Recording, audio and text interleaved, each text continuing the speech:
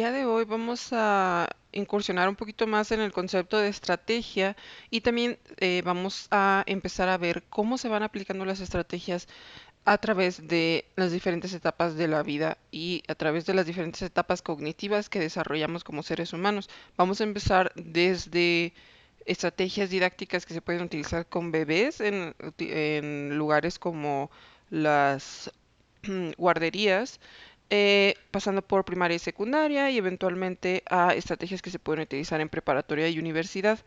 Primero vamos a aclarar otra vez el concepto de estrategias, que básicamente son acciones planificadas por el docente con el objetivo de que el estudiante logre la construcción del aprendizaje y se alcancen los objetivos planteados.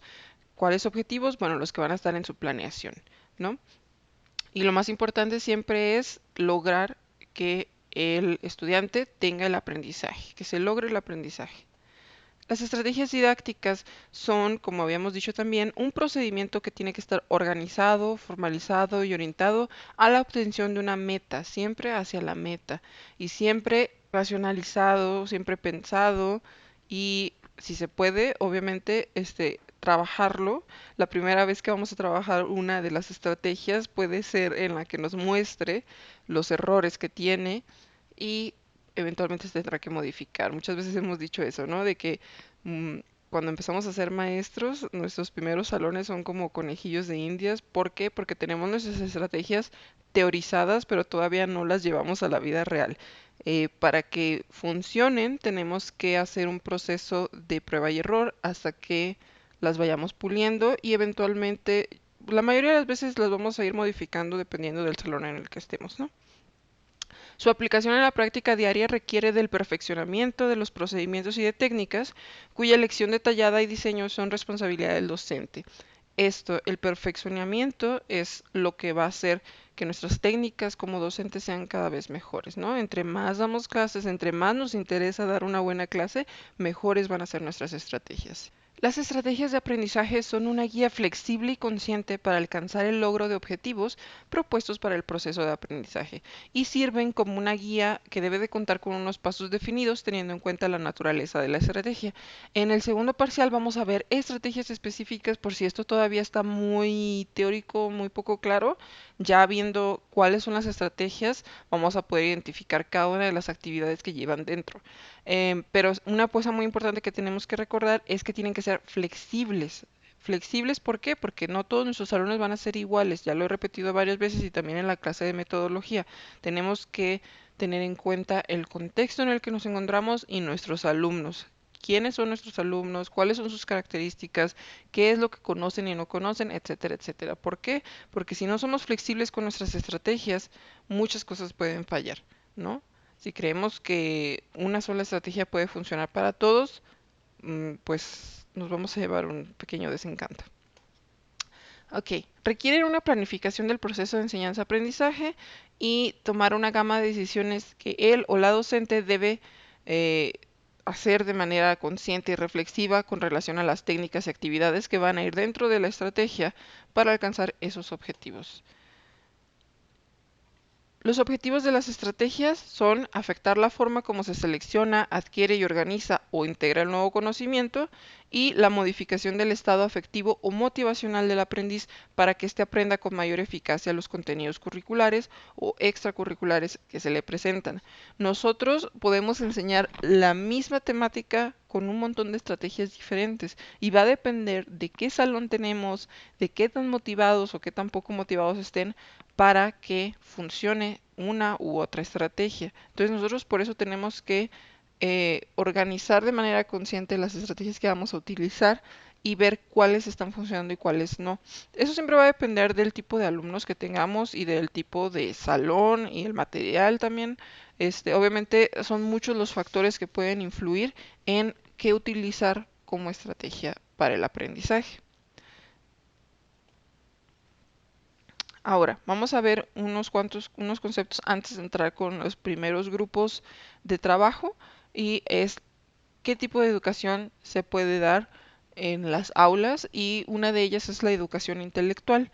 La educación intelectual como parte integrante más importante de la educación de la personalidad incluye la formación de conocimientos científicos acerca de las leyes fundamentales, del desarrollo de la naturaleza, la sociedad, la educación de la concepción científica, del mundo, etcétera. Básicamente es las habilidades duras que les damos a nuestros alumnos, ¿no? Este es como lo más obvio cuando se enseñan estrategias en clase, cuando se enseña en una institución educativa, vamos a dar una educación intelectual. ¿Por qué? Porque es la que se requiere, ¿no? Es para la que van, es el objetivo principal de una educación institucionalizada. El importante papel de la educación intelectual en el sistema de la educación de la personalidad consiste precisamente en el incremento del potencial científico y técnico. Por ello, crece la importancia de la educación intelectual. Nosotros mandamos a las personas a las escuelas, ¿para qué? Para que aprendan a desarrollarse en ciertos ámbitos, para que aprendan a ser una persona autosuficiente y para que puedan integrarse a la sociedad cumpliendo con un rol específico que los va a ayudar a sobrevivir.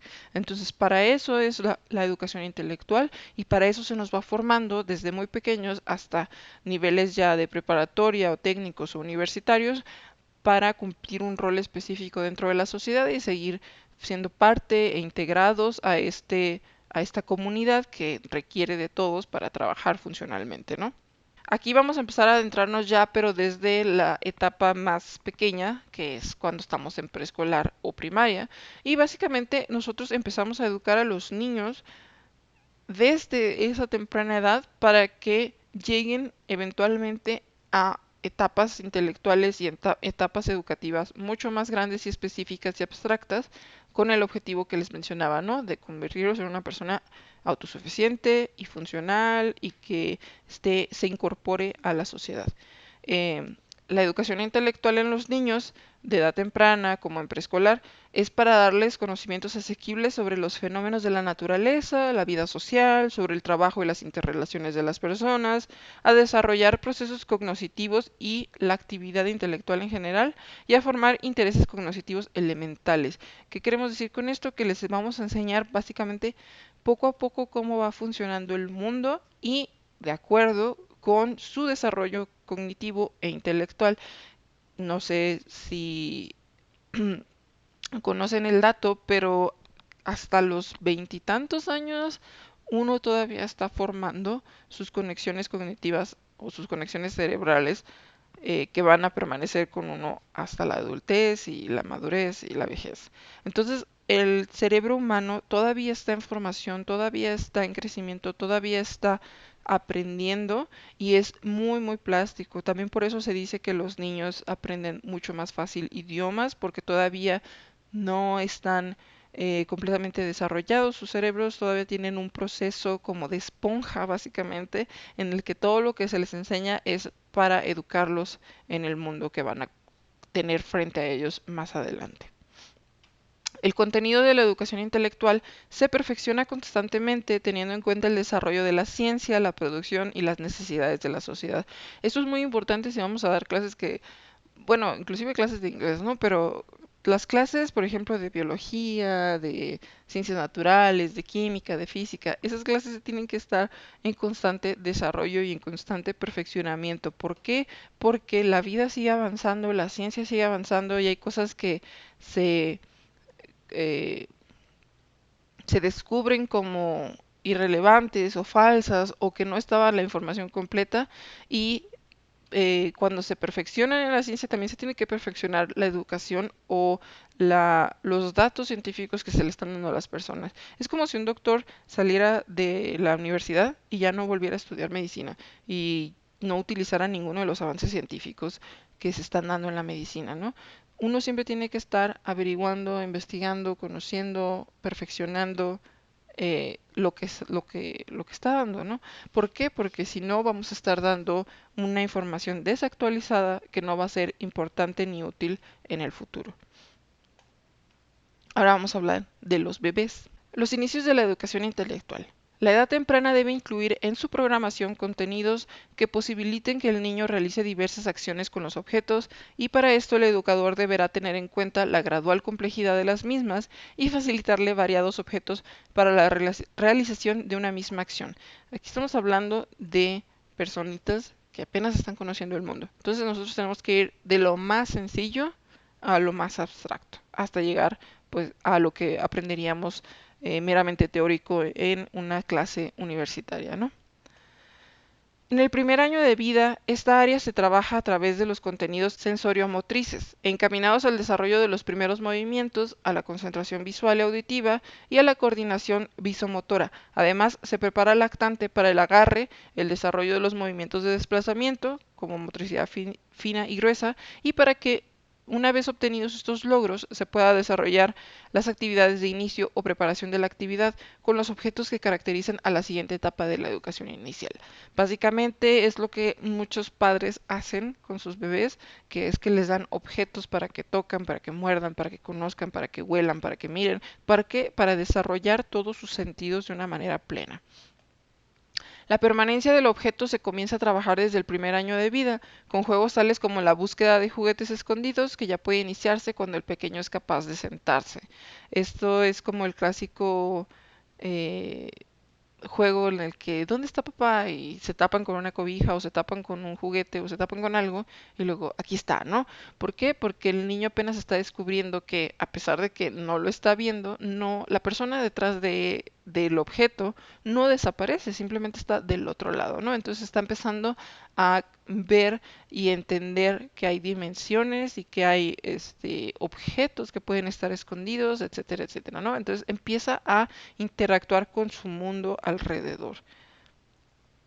En los juegos con el bebé, el educador le mostrará un objeto y propiciará que se interese en él. Luego en su presencia Luego en su presencia lo esconde y el niño reaccionará desplazándose y tratando de encontrarlo.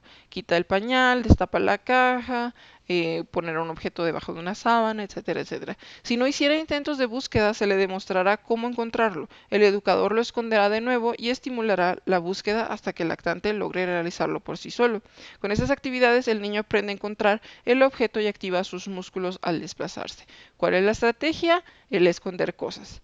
¿Cuáles son las diferentes actividades que van dentro de la estrategia? El escoger un objeto, el escoger dónde va a estar escondido y hacer o motivar al niño para que lo busque, ¿no?